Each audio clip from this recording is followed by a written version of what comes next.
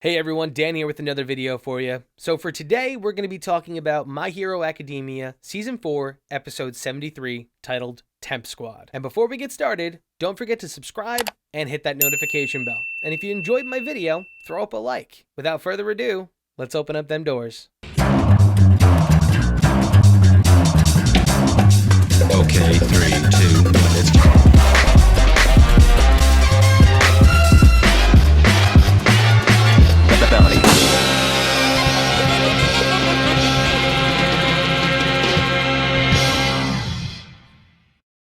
So, this week's episode, we were finally able to see what the deal between the Shiosaikai and the League of Villains would actually entail. To beef up their ranks, the Shiosaikai enlisted 2 of their villains, and arguably they were the most volatile of the League of Villains, being Toga, who has the quirk to ingest somebody's blood and mimic their appearance, and Twice, whose quirk Double provides him with the ability to create a clone of something or someone as long as he knows the accurate measurements of the object or the individual. Now, if you don't remember why they joined the League, during this video, I'm going to provide you with that little bit of backstory. Don't worry, it won't be anything too spoilery, but it'll probably be enough to piss off the casual viewer. So I won't be going over future plot-defining moments for this video, but I'll certainly spoil as to why these villains are the way that they are. Firstly, we got Toga. Toga was inspired to become more violent after the appearance of Stain, but before she officially broke bad, she, like most of villainous society, was shunned by her parents and the populace itself, mostly after she developed her sick infatuation with blood. This infatuation eventually decayed into outright killing. Her parents at the time were watching her murder small animals, and they tried their hardest to hide their girl from the world. But what seclusion did was honestly something that I've gone over before in my 3 bullets video. The seclusion that Toga had to endure drove her further to the edge quicker than normal. So when it came for her to snap and kill at the end of Season 2,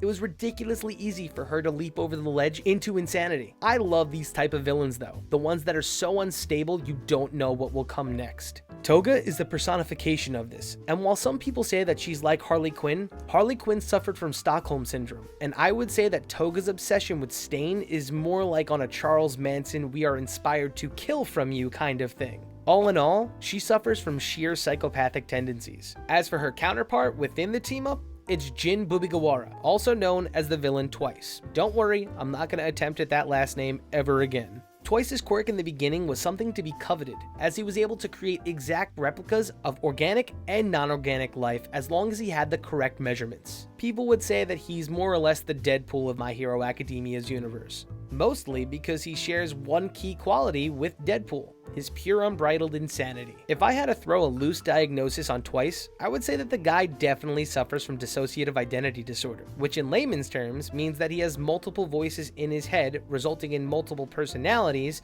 resulting in 2 trains of thought and multiple methods of reasoning behind that thought. Though he didn't always have this kind of mindset. Once upon a time, Jin was a law-abiding citizen.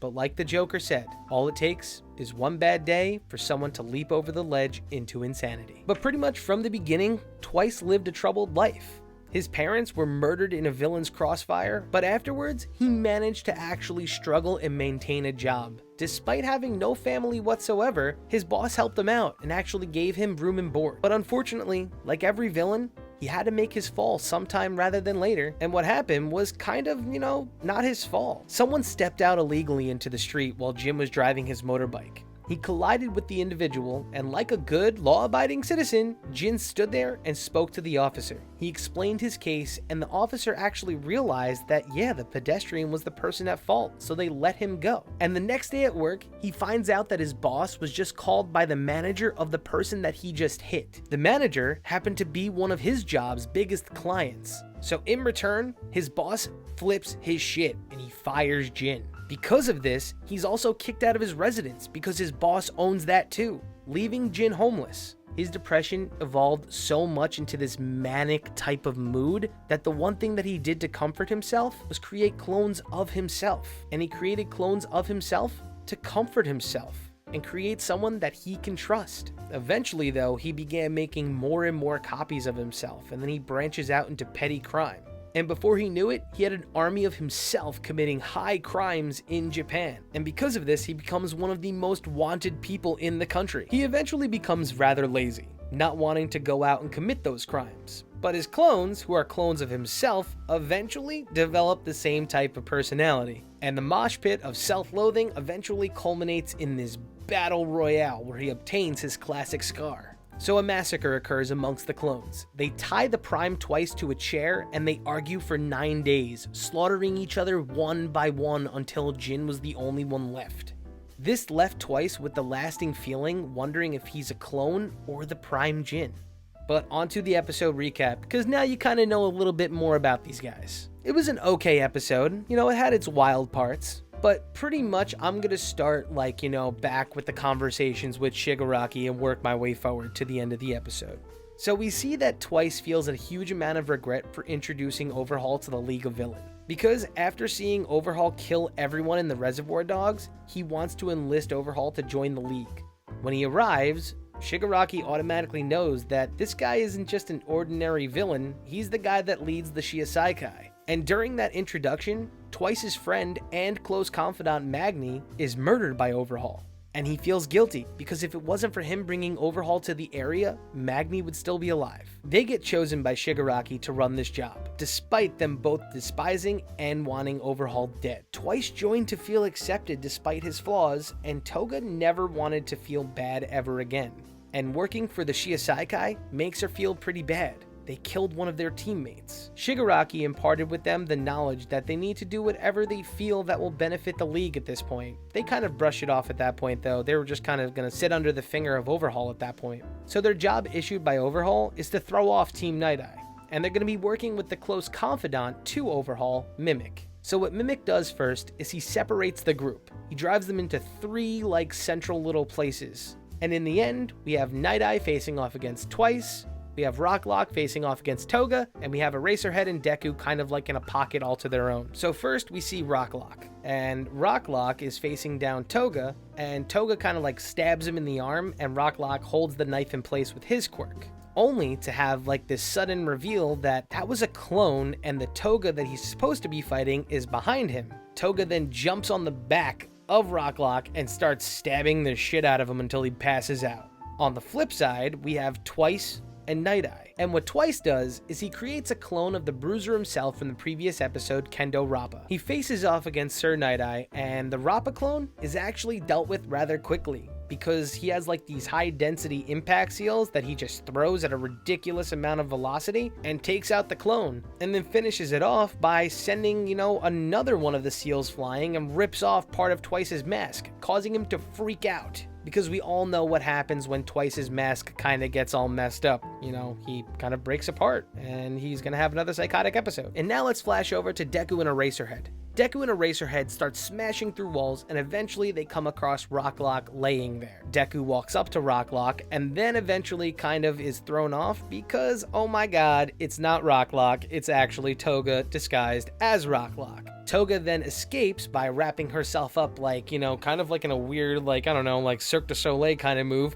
stabs Eraserhead in the process, and then escapes back to where, Twice is. Twice and Toga then flee the area, but not before being almost killed by the Yakuza Mimic. He closes up the labyrinth, and then Twice and Toga begin going off on the Shiosaikai member, berating him and his group for all the troubles that they're having to battle. They get Mimic to lose his nerve, causing the walls between the heroes and the police to collapse. The enraged Mimic can no longer deal with the duo and decides that he's just gonna crush everybody. Right then and there, Toga and Twice kind of realize Shigaraki's words. They're supposed to do whatever they want to do to further the agenda of the League of Villains. So that means what they have to do is screw over the Shiosaikai, so that the only group that will reign supreme is the League of Villains. That's why Shigaraki sent them, to bring ruin to the organization, which in some way I guess has them working as anti-heroes in this capacity. Though something tells me this isn't going to be the last that we see of these two during this arc. But in my opinion, this is a really big character defining moment for someone like Shigaraki. He's actually able to inspire these people to go against the grain and actually work with people that they hate. But all in all, I guess that's gonna do it for this week's video, everybody. I think that it was a pretty good episode, you know? And we finally did get an appearance of Deku for the first time in like 2 episodes. But like I said though, I love when stories take the time out to pay attention to other characters. And this time, the villains got a little bit of a spotlight. But I have to say there's one thing that I absolutely hated, and it's the fact that Rocklock went down without pretty much giving us a chance to see how he battled. But, you know, I guess we gotta see what the future holds. It was really cool seeing him use his quirk to restabilize the hallway, you know, and give everyone kind of proper footing. Also though, I gotta admit, I love psychoanalyzing these villains. It's real fun when you can kind of pick apart why they're so banged up. And man, are Toga and Twice damaged as fuck. But that's gonna do it for today, everyone. I'm starting to lose my voice. I think I'm getting sick. Oh no. But thanks for watching. Be sure to leave a like if you enjoyed the video, and tell me who your favorite villain is. It doesn't have to be from My Hero Academia. Just tell me who your favorite villain is. Mine? I gotta say, it's Dio. I love Dio. I think he's the best anime villain ever. He's just so messed up. Also, you guys gotta get ready for this top 10 anime of the decade video. It's gonna be pretty wild when you guys find out that, spoilers, 2016?